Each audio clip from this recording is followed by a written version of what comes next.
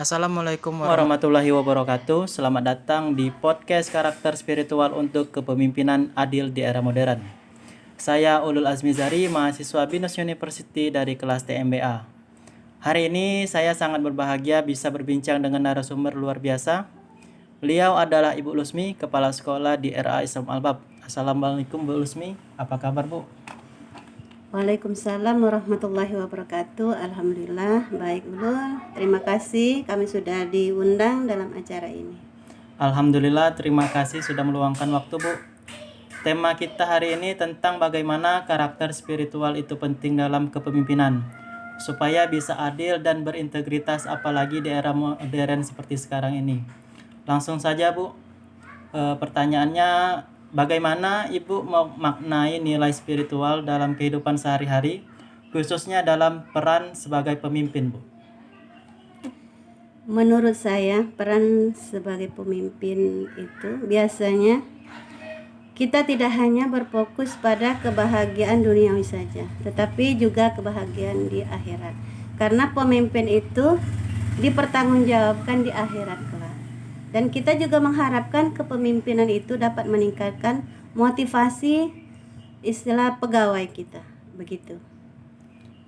Lalu Bu, apa saja tantangan yang Ibu hadapi dalam menerapkan nilai-nilai spiritual dalam kepemimpinan, Bu?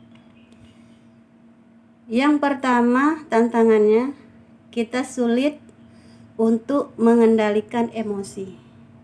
Karena banyak pendapat-pendapat dari luar yang tidak sesuai dengan apa yang kita harapkan. Karena kita berpondasi pada kejujuran, di situ kita bisa mengambil keputusan yang memang menurut kita itu adil dan bijaksana. Kemudian kita juga sulit menerapkan ucapan kita tidak sesuai dengan kenyataan. Sedangkan di dalam peran pemimpin yang memang mendalami spiritual itu harus benar, ucapan yang diucapkan juga itu yang dilakukan. Nah, ini sulit kita terapkan. Begitu. Lalu menurut Ibu, bagaimana pengaruh karakter spiritual terhadap terciptanya kepemimpinan yang adil dan berintegritas ya Bu ya? Pengaruh pemimpin spiritual biasanya memiliki komitmen yang ketat terhadap kejujuran, kebenaran, dan etika dalam segala tindakan. Juga mengambil keputusan itu sesuai dengan nilai agama yang mereka anut. Kemudian pemimpin ini harus mempunyai sifat kasih sayang atau empati terhadap bawahannya. Dia bisa merasakan apa yang dirasakan oleh anggotanya. Kalau saya sebagai kepala sekolah, saya bisa merasakan apa yang dirasakan oleh guru-guru saya. Kemudian kita harus mempunyai visi-visi yang jelas. Kalau visi kita jelas, bawahan tanpa kita perintah, dia tahu apa yang harus mereka lakukan tanpa diperintah oleh atasan. Begitu. Kemudian kita juga sebagai pemimpin harus bisa mengutamakan kepentingan anggota kita atau guru-guru kita daripada kepentingan pribadi. Karena pemimpin ini, jabatan pemimpin suatu tanggung jawab yang besar. Itu pertanggungjawabkan di akhirat. Nah, kalau kita menjadi pemimpin yang memang amanah, jadikanlah pemimpin itu, istilah jabatan pemimpin itu jalan kita untuk menuju surganya Allah. Begitu. Wah, sangat menarik sekali Bu ya. Ada lagi nih Bu yang ingin saya tanyakan. Bisakah Ibu membagikan pengalaman nyata ketika nilai spiritual membantu dalam mengambil keputusan penting di komunitas atau di organisasi sekolah Ibu? Nah, ini pengalaman nyata. Kita pernah dititipkan oleh yayasan lain seorang guru. Guru berharap guru tersebut akan diangkat menjadi pegawai kita atau guru yang mengajar di sekolah kita. Karena kita mengutamakan kejujuran,